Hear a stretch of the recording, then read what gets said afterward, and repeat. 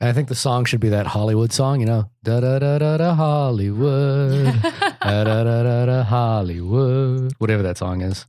Can you just Google the Hollywood song? No, I'm just going to use your voice going da da da da da Hollywood.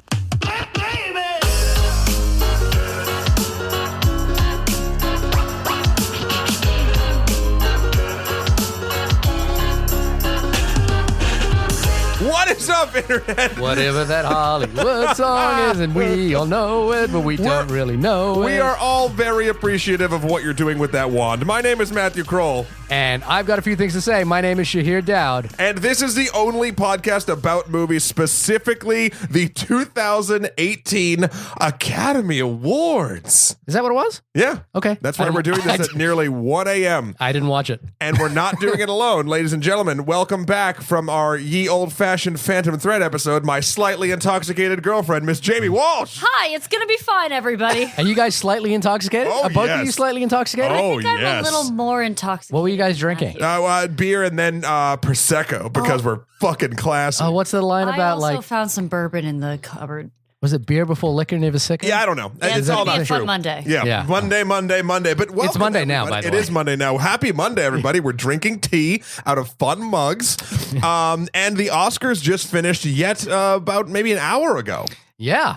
And so we've never done this before. We are responsible. No, well, I guess our Darkest Hour episode was kind of the same. We watched it and then we, recorded the episode, but that's of neither here nor there for anyone listening. Right. This, on the other hand, was we are immediately following the broadcast, That is which is true. kind of a new thing. We're responsive. Fuck it. We're doing it live. We are doing it live. But recorded for you this coming Monday. And don't worry, a full episode will be dropping, if not at the same time, very soon after this. Check out I, Tanya. I, Tanya, coming at you. Also, don't mind that we were like, we wonder what'll happen at the Oscars and that. Yeah. Because, that's how that's going to roll. I wanted to just shout out an email we got. If you have any emails and opinions, and sure you do, about the Oscars, everyone's got an email and opinion about the Oscars. I didn't watch the Oscars. I just had my Twitter feed kind of going at the same time. Sure. And this is all that anyone talks about. It's just the Oscars, right? Is the Oscars like the biggest thing on the planet right now? I think based on how hard it was to get an Uber here. Oh, yes. really? Yeah. Yes. It was a bit of a pain in the ass. I didn't realize it was such a big deal. It feels like Super Bowl. I think everybody's like, fuck the Oscars. They're not, it's just the capitalism, man. And then they're like, oh my God, what's going to happen? Like, What is she wearing? Everyone then immediately makes Oscars plans. Everyone does turn into look. Everyone bandwagons the Oscars. I mean, Sure. look, I shit Which talk we're- the which is what we're Oscars all doing. the time, Yeah. and we're literally bandwagoning it after the fact. First off, let's do the email first, then we'll get into it. So again, if you have an opinion about the Oscars, please email us in at onlymoviepodcast@gmail.com or hit us up on Twitter at onlymoviepod. Yes. Jose emailed us about the Oscars. What up, Jose? He has also been live tweeting our episodes, or at least one episode, so we thank you so much for that, Jose. God bless you. And I wanted to just read this email, which goes something like this. Although I don't care much about the Oscars awards themselves, I would be happy for some of the nominees if they win. But why? Because the Oscars deserve the artistic recognition? Nah, the Oscars don't do that. But rather the commercial success, aka more and better paid gig that winning means. Which brings me to my main point. I love Gary Oldman, but I don't care if he wins or he doesn't. I admire Meryl Streep, but she doesn't need to win an Oscar. Roger Deakins, he's all set. No, I want Daniel Kaluuya to win, Sean Baker, Rachel Morrison, so they can keep telling new stories from the new points of view for to the mainstream audience. And by the way, Jennifer Lawrence just recognized that she only watched the first 3 minutes of Phantom Thread. Don't you feel like that's the tip of the iceberg for a very unfair voting system? What I mean is the Oscars are fine. They're great. They're a great fun conversation topic and a massive commercial recognition. But I don't think we should listen to music exclusively or at all, depending on the Grammy winners. Jose, thank you very much. Yes, I think that email will be That's the like a theme. perfect sum up. Yeah, will be the theme of the episode probably. Sure. We have some thoughts. I think I want to go back to to one of the last points he made, which was Jennifer Lawrence just publicly stated that she only watched 3 minutes of Phantom Thread. And Sure. said she couldn't watch the rest of it. And she is an Academy voter. And obviously one of the things that's happened in the last couple of weeks is we've seen Academy voters talking about the films that they've watched. And the ones that they haven't. And the ones that they haven't, particularly noting that a lot of people didn't watch Get Out because they thought it was a genre movie and not necessarily an Oscar movie. So it should bring us to a real point of clarification. The Oscars are an industry an inside industry award. It's not voted on by the public. It's voted on by people who have won previous Oscars. Oscars so elite. It's an academy that's made up of previous Oscar winners. So what that means is, How did they do the first ones? the first one was a complete industry inside award. Okay. It was a Christmas party that just happened late and had enough. And then they were like, I really like this. No, but I correct someone write a Senate only movie podcast and correct me if I'm wrong. But as far as I understand it, the Oscars was an event created to try and glamorize the movie industry a little bit, to give it a sense of importance. But it's like hang that aircraft carrier banner because mission accomplished. And I think the film that won was Wings, by the way, which is an aircraft movie, incidentally. But I think it's interesting that it's kind of like advertising agency awards, Sure. It's like who these awards are handed out by themselves to themselves kind of thing. It's like, who cares? But obviously the Oscars matter. People care about it, as we've noted. It's kind of like the Super Bowl. It definitely matters financially for the films as well. Like a film like The Shape of Water, which is like doing financially well, is now going to have a major boost. Spoilers for the winners of the Oscars, but Shape of Water won Best Picture. Yeah, if you're listening to this, if you're watching this, holy shit, how are you doing that? But if you're listening, get out to of this, my room. If you're listening, I'm talking to you, Zoe. But no, if you're listening to this, then spoilers are coming. I don't know why you'd listen to this. Well, the Oscars profit is it's like passive aggressive version of profit making. I got to know where this is going. Well, no, let me see if I can actually say it. But like the TV networks don't collect viewership, but Oscars are collecting just more views, and it's sort of. They're doing it independently. They don't need our money, but they're also totally making all the money. And then there's advertisers coming into it. And it's without selling a technical product to us, we're all buying into it. And to the idea of an Oscar movie, right? Like there's this conception that there are movies that are Oscar caliber movies, and that therefore but we don't necessarily see the Oscars thinking these will be the movies I go to see, but we see the Oscars and then someone wins, and then 2 weeks later we're like, oh, I'm gonna search that movie out, right. Then you get the profit from it movie wise, but you don't necessarily start there. It's a big party to make people excited about movies and TV networks, and it doesn't all quite line up. I think it's that, but it's also a lot of things too. Like, look, it's the circle of financial life. In this case, you make a movie. Life. Yeah, sing it. You make a movie. It wins an award.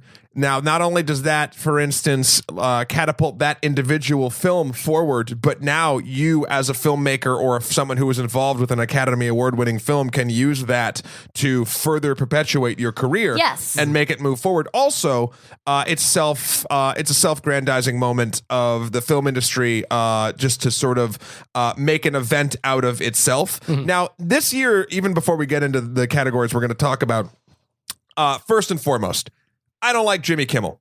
I've never bought into his brand of comedy. Time today. I know, but I have to look, and this is me. It doesn't matter whether or not I like Jimmy Kimmel, because he killed it tonight. He did an amazing job hosting. He was funny and appropriate and somber and just all around what you could possibly want in a 2018 Oscars host. Mm-hmm. He killed it. Okay. With the exception of the one line that I quoted in the beginning when he was kind of talking to the conductor in the pit, the orchestra conductor. But he really I don't know. When I say I don't like Jimmy Kimmel, I don't mean his like personal beliefs or anything like that. I've never bought into his brand of comedy. Even if you saw him walking down the street, you'd cross the road, kind of thing. Is that what you're saying? Yeah, I'd just be like, that guy, and he'd be coming up to you, going like, "Hey, Matt," and I'd be like, "Oh my god, I got to get out of here." Oh, hey, Jimmy, listen, I gotta go. No, and it's fine. Like again, everyone's not for everyone, but he did an amazing job. I'm gonna love the tonight. moment when like a show you make gets big and you have to go on Jimmy Kimmel. And he pulls up this clip. Look, hey, pull it up. That means he's listening, and that's great. No, but I think I honestly, I kind of want to. I mean, look, if people don't like me, hell, if you don't like me and you really like Shahir and you listen to this show, you said, look, I don't like Matt, but he killed it on the I, Tonya episode coming out next, and you really appreciated that, I'd be like, okay, I respect that opinion, and I hope that if Jimmy Kimmel ever hears this, he can do that too. But the other thing too, Jimmy Kimmel is blackballing you. I know. So No, hard right now he's like, fuck this guy. But Never on my show. even beyond Jimmy Kimmel, something he did in the Oscars, or the writers of the Oscars did, was, and Shahir, you didn't see this, so this will be the first time you're hearing this. Yeah. They This is all new to basically me. decided there was a screening of A Wrinkle in Time across the street at the Chinese Theater. And basically, What an odd time to. I know, to- right? to- was it a premiere screening? Well, it was that's like what we all thought I know. We too. don't, whether or not this is staged or not, I'm sure it's a middle ground of something. you think Disney is pulling some strings here? Maybe, but the fact of the matter is, Jimmy Kimmel, and it was all scripted, but who cares? Like, called some people, I'm sure, were like told they were going to do this, and other people just jumped on board. The more I think about the crowd that turned up for that event, the more I think it was Wait, okay, so completely staged. backtrack. So a what step here. happened What was he comes down, he's like, you know what, we have to thank the people that actually go see these movies, and he goes, look at this, and he pulls up on a screen. There's like blacklight, infrared cameras on the screening, looking at the audience. He's like, let's go over there and thank them and bring them snacks. So like he gets like him and like a bunch of famous friends that kind of go forward, like Gail Gadot went, and Armie Hammer, and Guillermo went, and both Guillermos went. Jimmy Kimmel's Guillermo and Guillermo del Toro. Okay. And they all went over there, and there was a bunch of people, and they brought them all snacks, and the theater erupted, and it was like a very like nice moment. I'm going to go out on a limb here and say this is entirely scripted, and I'm going to go out on a limb, not having seen the moment, but I'm going to guarantee you that having A Wrinkle in Time play opposite the Oscars during the Oscars was an entirely staged moment, because The Wrinkle in Time is suffering from bad pre-press reviews right now. Passive aggressive money making. So this would be a good way to bolster that kind of. Sure. you know. And look, I'm not saying that there happened to be a screening. Of course they did that. There was a shot of someone looking at the Instagram, and you know it was on a Galaxy 9 because they were advertising Galaxy 9s the entire time. That's neither here nor there. Whether or not the people in the audience knew what was going to happen. Right. They probably knew. I bet you they were like, oh, increased security checks because the Oscars are across the street. Right, yeah. And that's probably all they did, because then they had Jimmy Kimmel at the end of it pull the guy up who looked like he was ZZ Top's younger cousin and had him read the next introduction to the next category or whatever. Jimmy Kimmel's done this a few times, hasn't he? He's had people Yes. like come off the bus, the Hollywood tour bus into the audience on the show. I really liked that, because that, even though, again, yes, A Wrinkle in Time itself serving, yes, they have the Galaxy 9 moment. Everything is a business. We all know this. We have to either get over it or not, or call out real awful things when they happen. This was not one of them.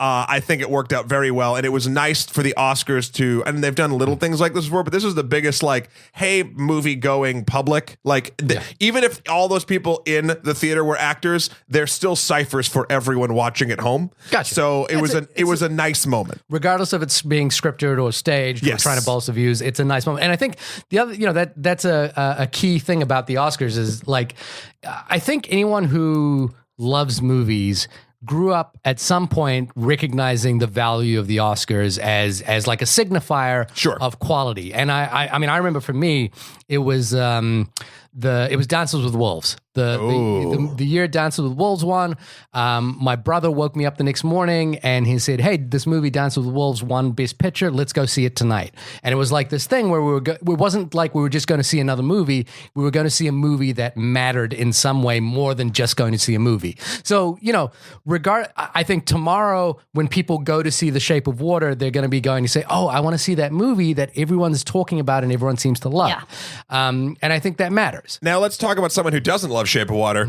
Miss Jamie. Oh no! Oh, I'm sorry, whole world. I didn't like Shape of Water. Okay. Well, do we want to do this in order, like of coming to the Best Picture nominee last, or do we want to? Let's put Jamie's hatred of fish people on hold.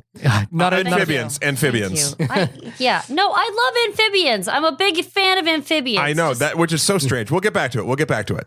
Okay, we made comment. We did predictions on just 4 awards, but I want to just talk about just quickly. Let's do like a quick just wrap up of other awards that went out that night, just so we can mention them. Best Adapted Screenplay, Call Me by Your Name by James Ivory. Anyone got a problem with that? I mean, Logan. I wanted Logan to win. Okay, cool. I like that James Ivory won. I think he's the oldest Oscar winner of all time now. His speech was lovely. Okay. I didn't see it, but and You read them out, and I'll tell you how it was. okay, cool. Jamie, chime in, please. Yes. Shahir, did you just not watch at all? No, I didn't watch it at all. I saw. This is Shahir's MO. Sort of shit. So This is how I actually do the podcast. I never watch any of the movies. We have one person that paid diligent attention and took notes during the Oscars. One person who did not watch them at all, and then just someone who is kind of drunk. Yep. Yeah. That's Do the it, but hang on. Here's the podcast question: that do you're you running. need to watch the Oscars? Can we just like go off the names? Like, what do I? You can, but I do think, especially for the and what I liked about this Oscars particularly is it was always like all of it was enjoyable. It's not like there was like one moment where oh my god, like the last year of course, and they obviously poke fun at it, but like it was just a solid award show. Okay, and you like, and I have both worked on award shows, so we kind of know the inside scoop. And I'm always impressed when an award show is both entertaining and not so full of itself, and especially the Oscars. Now, granted, the set design was super glammy. That was a nightmare. You didn't like it. I liked it. But like it just felt like a solid, like what it should be. It wasn't too much or too little, and it got through its shit. And I don't know. I think watching it with a group of people is really where it's at. Okay. So I lost the Oscars tonight by You did. by just checking the Twitter feed. You did. But no, let's go back to that too, because there are a ton of people that only experience it this way. Yeah. Or then we'll listen to podcasts. I don't know where you do that in the morning. And that Only obviously in the morning. only in the Afternoon morning. is If prohibited. someone listens to this at 3 a.m., you better email us and I will send you a box of chocolates to the first person that does. Oh my god, I love Not it. you. I'm just gonna love it when our listener in Uzbekistan emails and you've got to email and you got to mail a box of chocolate to Uzbekistan. Whatever. I'll do it. We do have one, by the way. Well, if that person would like to do that, they can win that box of chocolates. It's not going to be great chocolates. I'm not going to send you like gourmet chocolates, Right. You're just gonna send a Hershey's bar, right? But maybe, I don't know. Surprise. All right. So, best original screenplay went to Jordan Peele for Get Out, the best Obama impersonator of all time. That's true. I love. He had a great moment throughout the entire thing too, and that's. I think that's out of all those categories, I think that intrinsically should have one. Okay. And it was a good, I mean, I think everybody I spoke to said that they wanted Get Out to win Best Picture. Okay. But I think original screenplay is a really like, I'll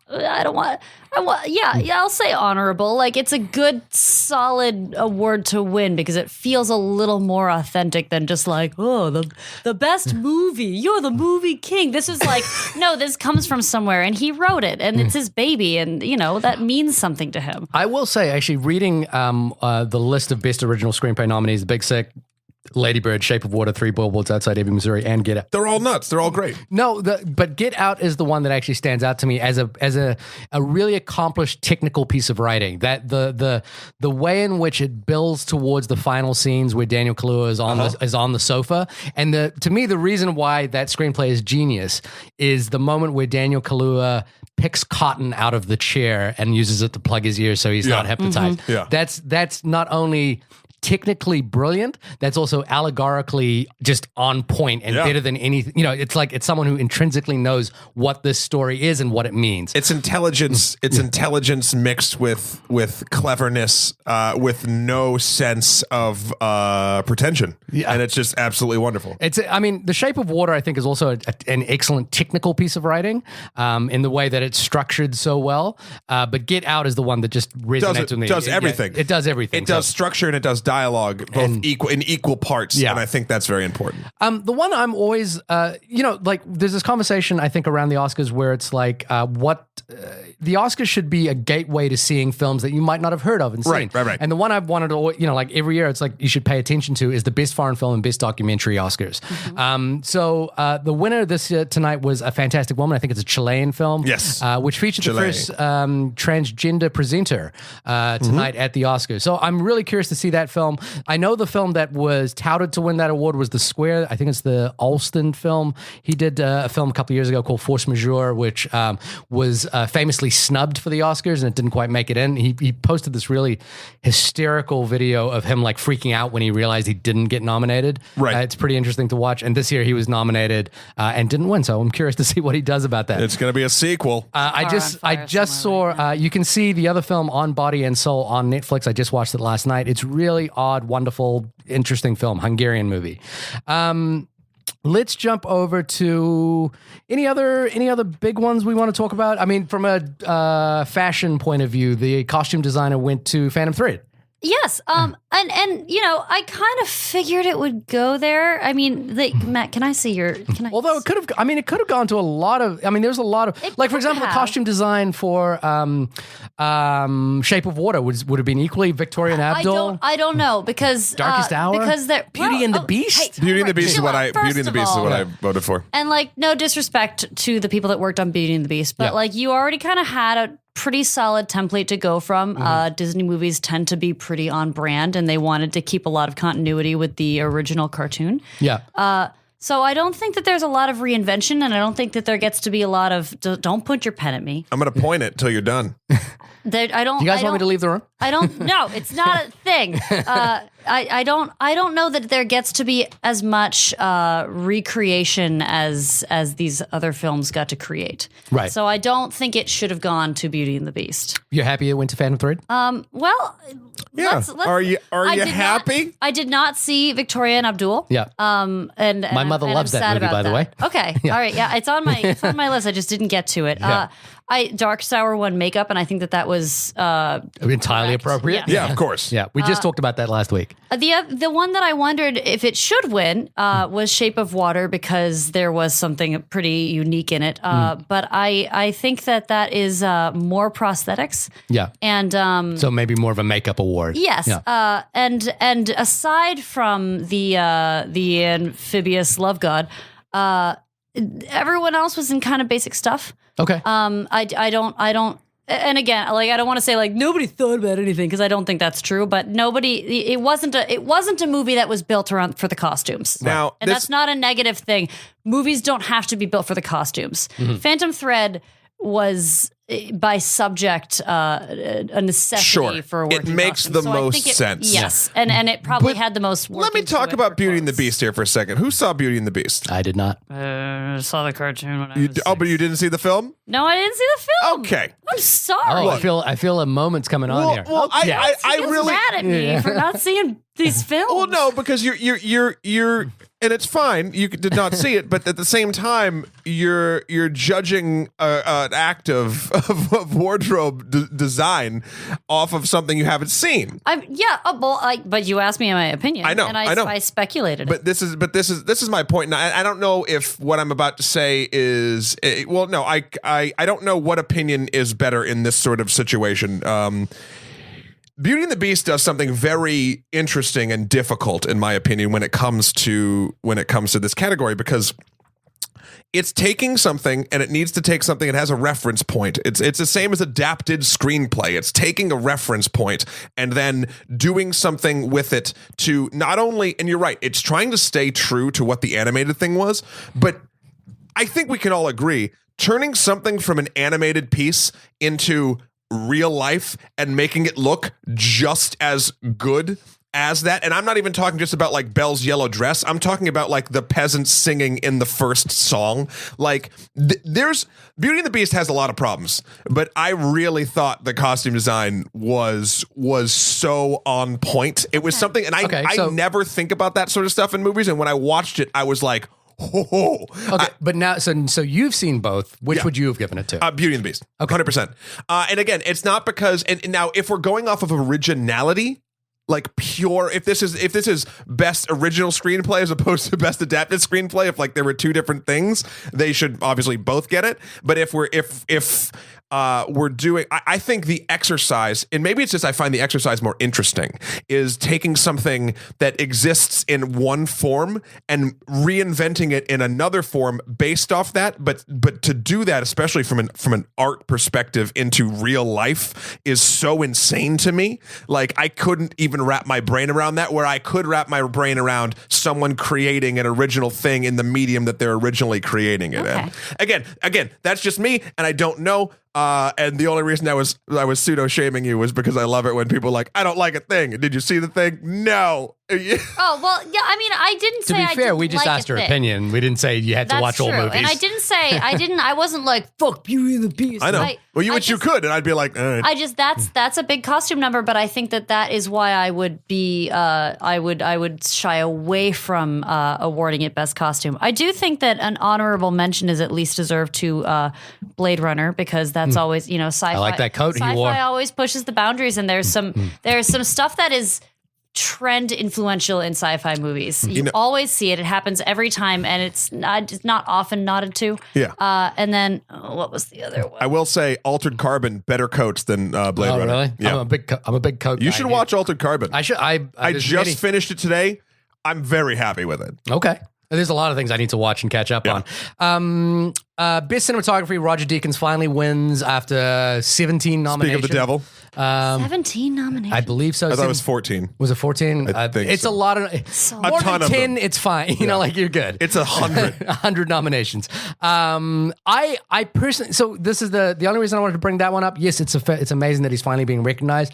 I think the Oscars should be. You should win it in the year that you deserved it most. And, of course. And I liked what he did with Blade Runner. I just liked what Rachel Morrison did with Mudbound a lot more. I was really taken by the way Mudbound looked, and I thought it did a really amazing job. This comes to one point that I think that comes to our costume conversation, which is that to me the reason to give the award is not because of demonstrating originality or your ability to adapt or anything. It's your ability to be cohesive within what the film is. And, like in terms of costume design is like, it doesn't matter if it's original or not. Is it actually work for what the story is trying to tell? And does it enhance it or does it like detract from it?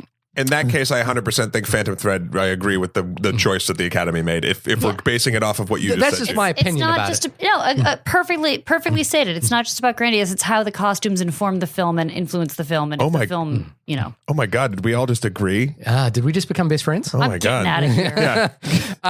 So that's the only thing I wanted. I'm Rachel Morrison. I was so taken by the way that film looked. I wish that it could be celebrated in terms of her work, but it is. And she also shot Black Panther. So there you go. Yeah. And finally, let's move on to the ones that we actually made predictions on. So, best actor. Sure. You called out Daniel Kaluuya. That's what I wanted. I wanted Timothy Chalamet. I think in our heart of hearts, we both knew Gary Oldman was going to win it. And that's fine. Yeah. It's fine. It's fine. It's fine. Why do we sound so upset about it? No, I'm not upset about it. I'm not upset about it at all. Look, Darkest Hour is the last of the films in the Best Picture category that I saw. He is that movie. Yeah. And I think if we're looking at this is why I think I'm 100% A-okay with it and I like it. Gary Oldman is Darkest Hour. No one else on this list is their movie. Like there's other like and that's not to call out a fault to anyone else who worked on Darkest Hour, but like who are you going to remember from Darkest Hour as opposed to what are you going to remember? Like I feel like there's more gravitational points to other movies in this list where the entirety of the weight of Darkest Hour is on Gary Oldman and he kills it. And this is his first win. He's been nominated for Tinker Tailor Soldier Spy. Yep. Which he was great, and I kind of wish he would be nominated for Dracula, but that's or Commissioner Gordon. I'm kidding. Yeah, no, he could have been. He's a great actor. What are you going to say? Or Sirius Black. Yeah. Oh, Sirius Black, of course. Yeah. Okay, so best actress. We both voted for Margot Robbie and I, Tonya. Frances McDormand won it. Yep. Again, it's one of those like I kind of should have known. Yeah, I think we both knew that she was the front runner, but I will say great speech. Okay. Great speech. Okay, I didn't see the speech. I guess the only thing there was I was more taken again by Margot Robbie's ability to carry what I, Tonya was, and whereas I felt I still kind of feel that Three Billboards is a little bit of a disjointed film, and Frances McDormand might have been, in a way, almost in a slightly different movie to what the movie was. She's obviously great. She's won for Fargo before. Yeah. She's a fantastic actress, amazing in almost everything she does. It's that thing for me is just like, which is the one that's more cohesive, but I'm sure a lot of people voted for Margot Robbie. A lot of people voted for Frances McDormand. What are you going to do? Yeah. Finally, oh no, there's two more. Two more. Best director. You called this. You got it right. Yeah. I kind of suspected this was going to be the case. Finger guns. For me, it was. I felt it was either going to go to Christopher Nolan or Guillermo del Toro. Went to Guillermo del Toro, obviously leading into the film of the night, The Shape of Water. I voted for Paul Thomas Anderson just because I think he's a great director and I think he directed that film very, very well. But Guillermo del Toro won The Shape of Water. And how do you guys feel about? Well, we're going to come to Jamie's opinion on The Shape of Water in a minute. But Jesus, now I'm scared. but how do you guys feel about Guillermo winning Shape of Water? I mean, Guillermo is a great director. No one's going to deny that. I'd like even like he's done other films that are just extraordinary, and I don't even I hate to say this on your podcast about movies, but I don't know enough about directing to say that he was the flaw of Shape of Water. Like he puts a story together. Like I saw Mama many times, and for some reason it really stuck with me. And I, he didn't direct that, by the way. He produced You're that. going to edit this. Sorry. No, but that's interesting though. No, let's focus on that. He did produce Mama, but let's talk about that for a bit, because for someone, and maybe not all of our listeners are people that follow the industry as closely as we do, because this is an important. Well, did he direct Pan's Labyrinth? He did. Yes. Okay, Jesus, that was great. That was amazing. But it's interesting because you bring up Mama. And you probably gravitated towards that due to a different directing style that you might have thought was him. Who directed? I'll look. Andy Muschietti, who directed It. There you go. This year. And you had a strong reaction Shahir, to It. I'm going to pull my rubber mask off. I'm literally just here to fight you about It. About It? Okay. Because that movie changed my psyche a little bit. Okay. In a bad way. Like I'm sleeping sometimes. You wear clown makeup to bed now? No, I just it's awful. I'm so scared all the time. but the interesting thing is, so the difference sort of between, let's say, Mama's style or directing style and Shape of Water is kind of night and day-ish a little bit, because it's not the same person. Well, they're different stories. Of course. And they're different styles of film. It's styles of film for sure, but it's got that same kind of, as Matt, I think you used the word fable when you talked about Shape of Water. And to me, Mama is ripe with fable. Right. And I feel like it's funny because when this from the producer of, if the producer is also a director or the producer is very prolific, you get that feeling so for instance, I would say that everything Guillermo del Toro has done that I have seen has an element of what we would consider a classic fable. There's fable, either iconography or structure. There's a lot of iconography. But even Hellboy, the way it's done is built in the structure of fable. And I think I think Shape of Water,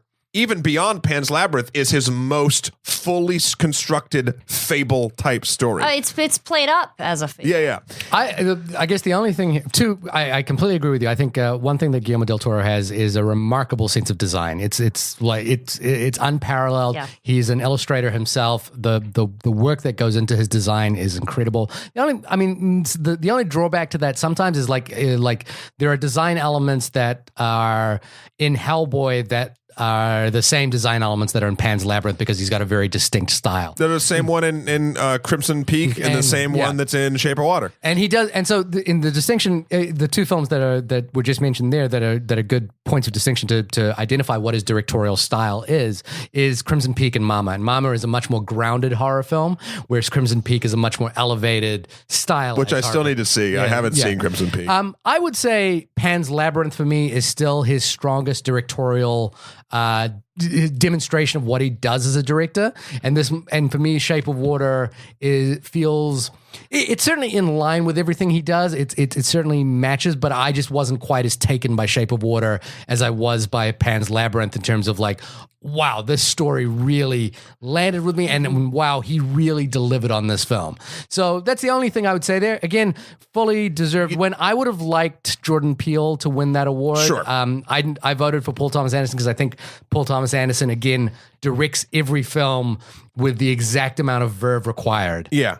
Interesting thing I think about between Pan's Labyrinth and The Shape of Water. Pan's Labyrinth, you're witnessing the fable while hearing while also witnessing basically not the person, but the story's being told to you both from the film and in the film. Right. Where in Shape of Water, you're just seeing the fable in the film. Pan's Labyrinth also it exemplifies what a fable is for. And that's to sort of give you not just escapism, but also wisdom in a real life terror. Yeah. Well, and I thought Shape of Water was like didn't do that. It's wisdom. So the wisdom that's being told in the fable parts of Pan's Labyrinth, we are witnessing we're witnessing the wisdom affect characters in the film in a separate part of it. Mm-hmm. In Shape of Water, we're just seeing the story. The fable is a story, and we, the audience, should be affected by it, whether or not it's effective for whoever's seen it or not. But that's just the different sort of structures of it. And I like them both. I just think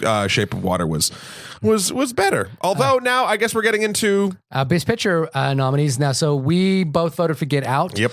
And I think the reason we both voted for Get Out, I don't want to speak for you, but is that it feels like to me it was the film of 2017.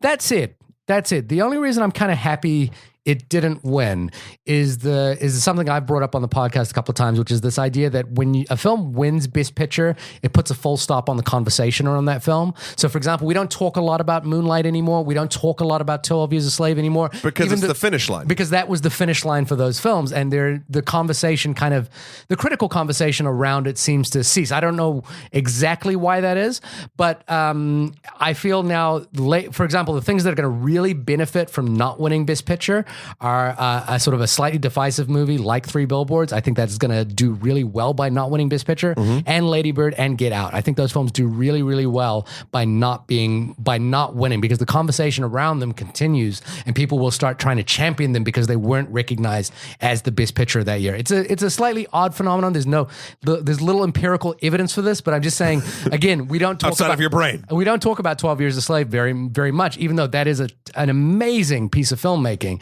And Moonlight, is an incredible piece of filmmaking, but it's kind of like as soon as it wins, it's like, okay, cool, we can put that in the box now. Sure. So I'm okay with Shape of Water winning because, again, I wasn't as enamored by that film. I think we talked about this if you go back to our episode and listen to it. I like the film a lot. I think Guillermo del Toro does an excellent job directing it. I just didn't connect with it. I could see the artistry, the merits. I could see what it was trying to do. I just personally didn't connect with what it was trying to do, and that's where it kind of didn't land for me. But that felt like a very personal response and not an empirical response. Yeah, the interesting thing about Shape of Water is, well, there's a lot of sort of different moving parts, but like the parts that. There's two parts that didn't grab me, and then everything else did. Mm-hmm. So I think it's more interesting to talk about the parts that didn't grab me and why the film can overpower how those parts that I didn't particularly like. One is sort of the structure of the second into third act being like the problem of getting the creature to the ocean. Mm-hmm. I think we talked about it in our review where it's like, oh, they're waiting for a high tide or waiting for the whatever to go, like when the canal fills up. It's like you couldn't drive 10 more minutes out to the ocean. Like, I get it, whatever, sure. Yeah. There's a lot of physical issue. Yeah. And then the second thing is, and it's funny because like that's a physical plot issue, right? But I don't have a problem with the bathroom filling up and them having sex underwater and it being fine. Like, because again, it's a fable. And like I've bought into the world of it, but if that can happen in the world and that's believable, you can drive 10 minutes down the road and throw them in the ocean.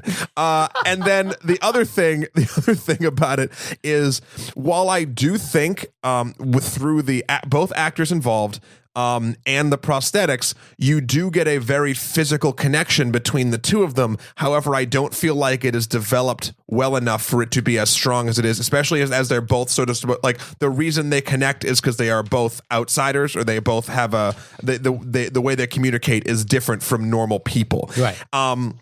And I think once they are, I'm just going to use this sort of as a term, once they are in love, it all clicks, but the building to it is very quick, where I do feel like the if we're talking about like development of character full through and through, Call Me by Your Name just destroys this as a love story. Because it's consistent throughout as opposed to it gets there. So those are the two things I didn't like about it. That having been said, I love that a film like the this is it. I don't think Shape of Water should have got it. I think Get Out should have got it still. Yeah. But I like your it ends the conversation analogy. It's just this movie. I love that it is an Oscar. It is a Best Picture winner, right? Because it is. I can't think of another film of this any kind of ilk that even touches on remotely close to this level of fantastical sort of fable monster movie bullshit. That and I use that bullshit in a as a term of endearment in this point. That I can't think of one, and I love that it's there and it did it. And Guillermo del Toro, you mentioned, how skilled he is and whatnot. He's also just a good dude. Yeah. And he's funny and engaging. And I love that someone like that created this thing that he thought of when he was 6 years old once he watched Creature from the Black Lagoon and being like, why does the girl always asleep or running away? Yeah. And he thought to reinvent sort of a classic type thing, and he made it his own, and it was awesome. I mean, the only other one I can point to is The Lord of the Rings winning Best Picture for Return of the King as being a fantasy. It's not quite the same kind of one of the things I like. To me, one of the most striking things about Shape of Water is the frankness of sexuality. Yeah. I really dig that. I think that's important. I like that the film goes there. And it's almost a conversation about sexuality and without talking about it. Yeah. It's not just that it's like sex. They make a point of part of the fable being sexuality with these characters. Yes. And so, Jamie, now we've had all this preamble to your opinion on The Shape of Water.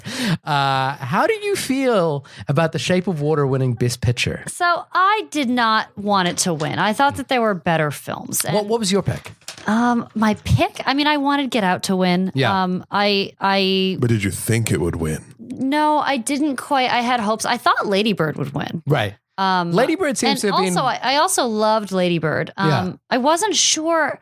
I don't think I had a pick out for what I wanted to win because there were a lot of films that I really liked. But I didn't think Shape of Water was going to win. And I was okay with that because I didn't think it was as good as. I don't think it's terrible. Yeah. There were things about it that I really liked. It's rich with symbolism. Yeah. I think that's fantastic. My want for supporting actor was Richard Jenkins, who yep. I've been a fan of for a while, but literally while I was watching Shape of Water, his part moved me to tears. Right. Twice. Yeah. I thought I was And then they drop him. They drop him like. Then there's just no end to his character, so that's a thing. Yeah. I don't know. I just felt like there was. I think maybe people lauding something and hype can get can affect one's opinion, and I'm sure that's hitting me here. But I had.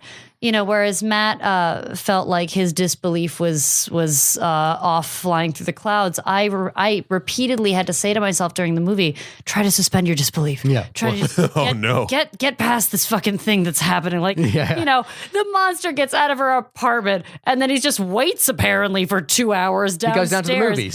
Tripping out in a movie theater, just standing there instead of running amok through the streets. $10 says that's why it won. He wasn't looking for another cat. That whole part didn't need to happen. Yeah. That's an Oscar Beatty part. What's that? When the monster goes and just watches movies downstairs. I think it actually works for what the film is trying to do. I think it does too. Because then we get into this black and white dance sequence with, I know. that's what the movie is. I liked it. I liked it. The tap dancing. But here's the thing: is like that part is supposed to be a fantasy, but also she's great at tap dancing in real life, maybe. But like, where did she learn to do that, and why don't they address it ever? No, it's not really because she and Richard Jenkins do it too. They do it on the couch, like they're just tapping their feet, it's right? Still a routine, right? I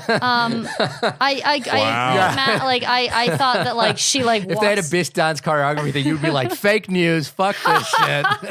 I had trouble with that. That motif through it. I agree. I thought the love story happened way too quickly. Instead of being like, oh, I have sympathy, it was like you like eggs? I like eggs. Let's fuck. That was it. He's single. I'm single.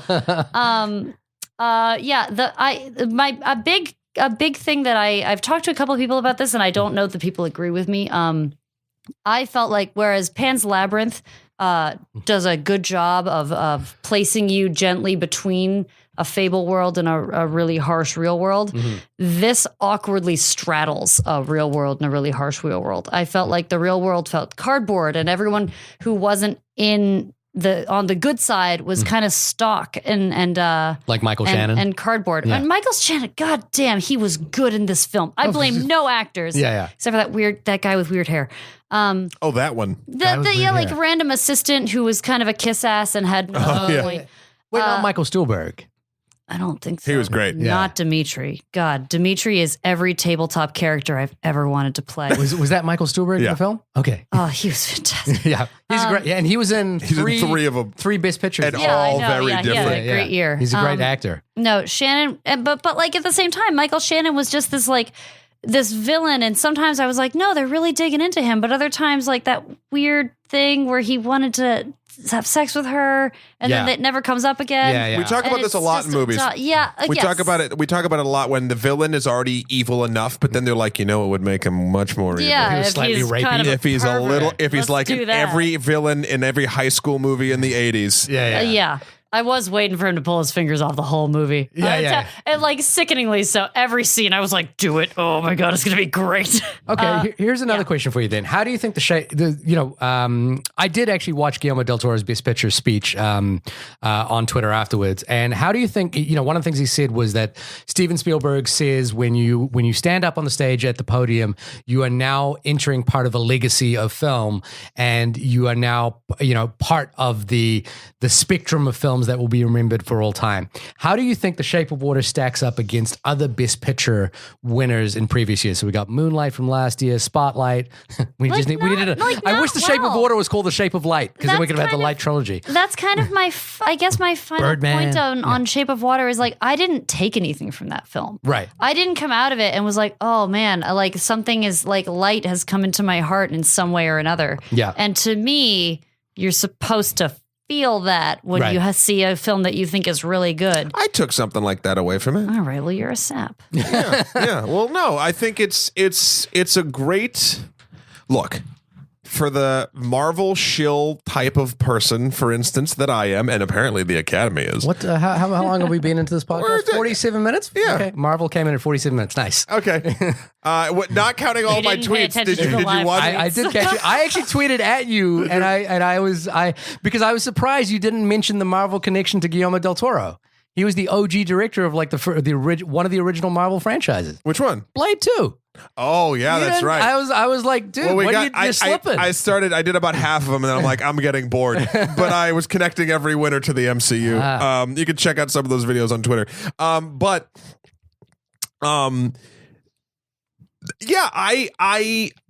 really enjoyed. What I think this film does well, and a lot of films do it well, is sort of the people finding love or acceptance in unlikely places, and or sort of opposites that are more similarities than you'd think attracting, if that sort of makes sense. Right.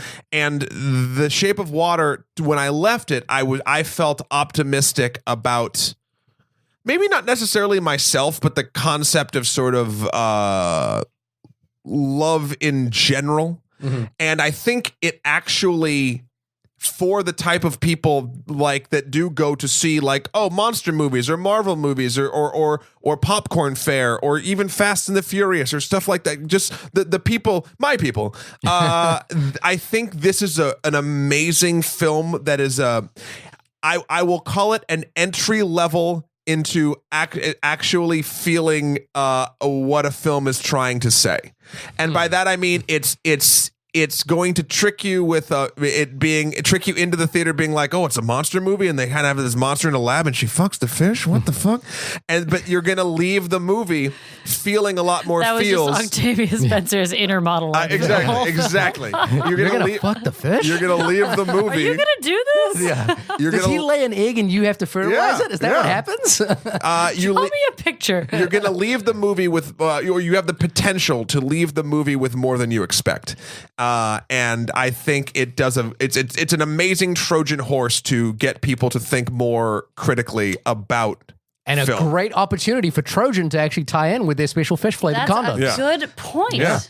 We're problem solvers. Ad campaign missed here. I think you're right. And I think one thing with Guillermo del Toro talked about as well is that, like he wants to embrace genre. He's a person who loves Alfred Hitchcock, who loves the idea of genre films, so films that are thematically tied to existing tropes in film and then trying to elevate them in some way, which is something he's done. I mean, even if you look at a film that I really don't like, Pacific Rim, which is a Michael Bay-esque movie, but a movie I really, really just disliked, I still felt he did a good job of like bringing something to that genre. Yeah, Jamie, what do you think about Pacific Rim? I have no idea. I think Pacific Rim is so funny because it's so bad. Yeah, but people are obsessed with it. I know. There's so much hype to Pacific Rim. I was dragged to the theater to see. You know Pacific who I Rim. was dragged to Pacific Rim with? This guy. Of course. Pacific Rim 1 was great. Pacific Rim 2 looks like hot garbage. Oh, that trailer's great. Well, it's got 2 great hip hop songs in it. Oh, cool. Yeah, we spent a lot of time discussing, like, if you want to make your trailer look way cooler than your movie and maybe even a little more like it's got something to say, just add, like, the hardest, baddest hip-hop song. No, what you got to do is you got to take an existing song that used to be hip-hop and sing it. Oh. That's the thing, is you got to, like, do an a cappella version. In a lilty voice. Yeah, and, like, it's like the girls' version of the Kanye song? Yeah, Okay. exactly. Just put that. You just got. over That's your what you got to do for your trailers. I last year Moonlight won, and I still think Moonlight was the best film of that year. So I was completely happy with it. Yep. Spotlight. I think Mad Max Fury Road should have won, but I think Spotlight's an excellent film. Birdman. Going down the list, 12 Years a Slave. I think. It's one of the least favorite of recent years that I can think of, but I don't think it's a bad film by any means. I'm with you on this, Jamie. I don't think it quite connects with me and it quite elevates me. But if it does, Matt, like you say, in terms of people who are, it is maybe the perfect film for a person who likes Marvel or genre films or action movies or monster movies or horrors or whatever to gateway them into like what cinema can be. Yeah, and if it toe does, dipper. and if it gets you from that point into seeing other movies, then that's fantastic. I don't think it's the best at doing that, but again, my criticism was always kind of like tepid on this, because like it is a great movie. It's well directed, it's well written, it's well constructed. And a noted shout out to our lead actress who did an entire film by signing. I mean, that's pretty cool. By what? By signing. Like, by signing. Yes, Sally Hawkins. Yeah, and Hawkins. putting just tremendous like performance into that. Right. I mean, that's another amazing scene when she sort of has a monologue where she says like, "Look at what my hands say." Yeah. And that's, I don't know, that took it to a different level in the point that like people don't listen to her and she's passed by constantly because people just assume her words are just basic words, and really she has to make someone. That was a great communication lesson. I didn't like that film, but that was a good scene. Whatever. Well, I think this is, and this might be a place why some people don't like it. Is it does so many things right. It never gives time to any one of them. Like again, I'll go back to Call Me by Your Name. Call Me by Your Name is a fucking love story, and the love story is the strength of that film. This film, Shape of Water, is dealing with basically a mute person having to sign. They're dealing with like being ostracized. It's dealing with women's empowerment and sort of rights here and there. It's dealing with homosexuality in a different spot that it, again, I think sort of drops a little bit weirdly in the third act. It's dealing with sort of hypermasculinity and the toxicity that comes with that. It's also a fucking monster movie. It also deals with sexuality on a broader scale. So like it's scale, get it? Sexuality scale. It does a lot of stuff. Yeah. And I think it's one of its, and I don't know if I want to call this a flaw, but a thing that I think weakens it as a whole is it does not focus on one or two of those things and be like, this is what it is. It's like, look at all this shit, and we're going to try to carpet bomb you with knowledge, kid. I think the, and this will be my final thought on it, was that, one of the things that is being talked about with The Shape of Water is how it's allegorically about the world we live in today and about the need for outsiders to be defended, and for people to embrace the beauty of the other, which is what The Shape of Water, the character of the monster is.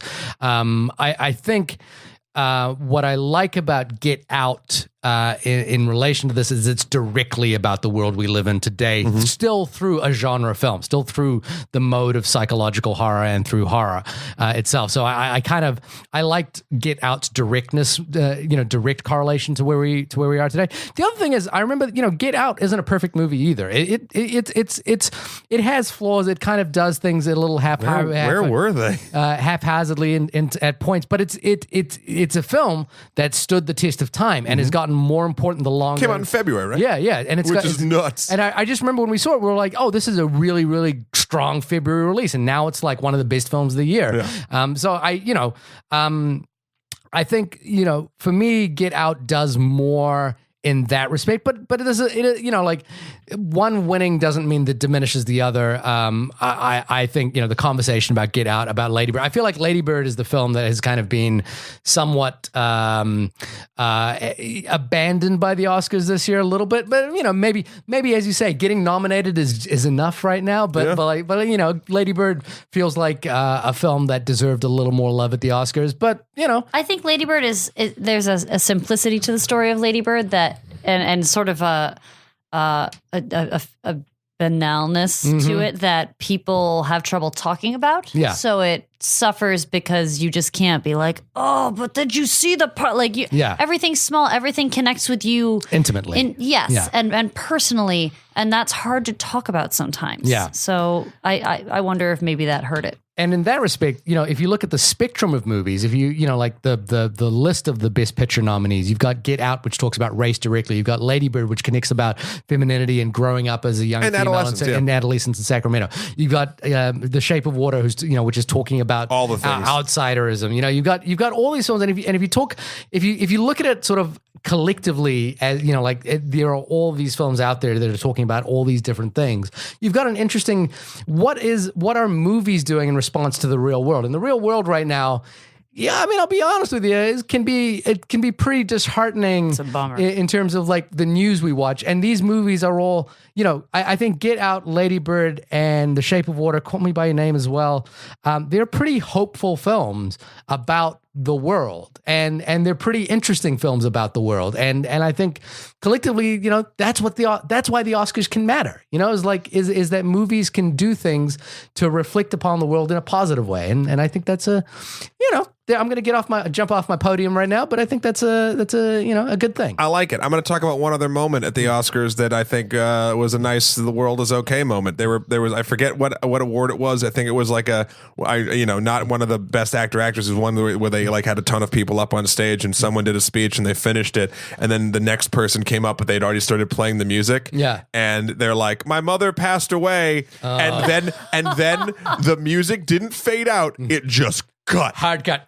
And it was, and everyone at the party that we were at was like, "Whoa!" So hey, that's the director of the Oscars being like, "Okay, no, we're finally figured out what makes the music stop." Yeah, right. You have to talk about dead parents. The producer of Shape of Water got cut off, right? Like he at the end of it, hard. He came up the stage and was like, "No, Jimmy Kimmel tried to save it, and he did a decent job." Yeah. Anyway, I think it was a great show. I think I agree with most all the choices outside. Oh no, even it's funny. This is the first time ever where even when I'm disappointed and I'm like, oh, like this should be the thing, I'm not like, well, the other one shouldn't have won. Right. It's not like Crash. Yeah. It's not like when Crash won that and year. It's not like, for instance, I really do think that Logan should have won adapted screenplay, but Call Me by Your Name, of course, it's absolutely should be there and should win too. Like, I don't know. It's just this is the best feeling Oscars. Not overall. Did they make any Trump jokes? Were there a lot of Trump jokes? No, they brought up the presidency once or twice, but they never called him by name. Was it last year that they did? They didn't call it by his name. Yeah, they didn't call it by his name. Yeah. Was it last year? Was quite a sort of overtly political year. Yeah, this year. Yes. Didn't Kumail Nanjiani? I just saw a tweet that they got up about the framers. Can we talk about Kumail Nanjiani for 1 second? Sure. Because he killed it anytime his face showed up. Just in anything. Pre-recording, stage. He came off as the smartest person there. Well, he's got Oh that my God. deadpan thing down to a T. It's amazing. He's so And the most good. likable. He was really good. Yeah. Also, Helen Mirren selling a jet ski. I'll buy a jet ski from Helen Mirren. I didn't see it. Jimmy Kimmel did this joke where he's like, to keep the thing short, we for the shortest